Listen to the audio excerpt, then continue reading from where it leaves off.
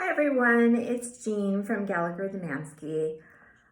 Today's video is on the EB-2 NIW, of course, and one of the many things that you will have to show USCIS is that your work will benefit the US despite the availability of other US workers. So that can be a tricky thing to do. So this video is going to give you some ideas on what to do.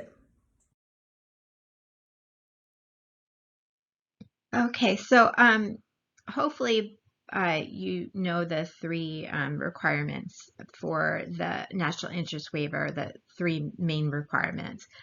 And this video concerns the third. On balance, it would be beneficial to the United States to waive the job offer and labor certification requirements.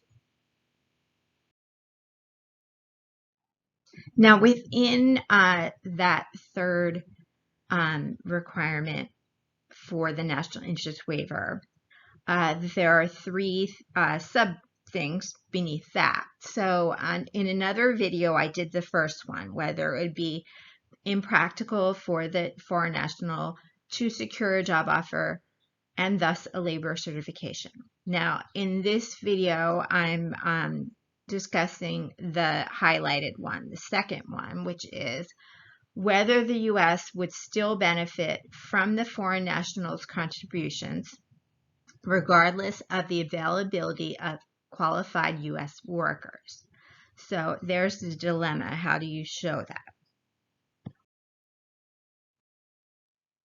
Now, there are a variety of ways to show that your case should be approved.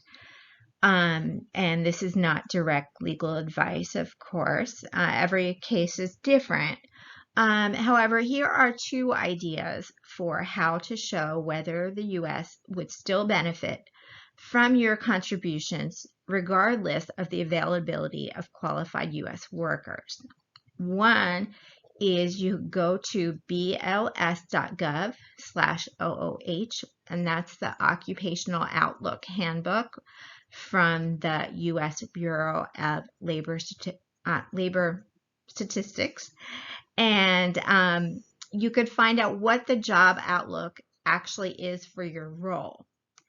And it generally will say that jobs are as likely as they are right now. It might say that jobs are likely in the future or very likely in the future. And then there's usually a percentage that shows in the coming years. Right now it's 2020 to 2030, what percentage it's expected to grow. So if you see a high percentage, then you could say, well, actually there's not going to be an availability of qualified U.S. workers because it's going to grow by 14% or whatever statistics that you find. And so there's an argument where you're saying that there is not an availability or there will not be an availability. And then additionally, you could, the second idea is that you could state that even if there are U.S. workers available, if they happen to be U.S. workers available, they don't have your specialized skill set.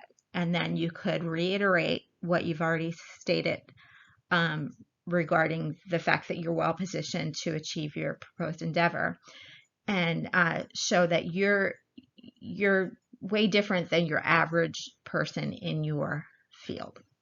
So those are the two ideas. If you haven't subscribed, I hope that you will, and also follow us on Instagram.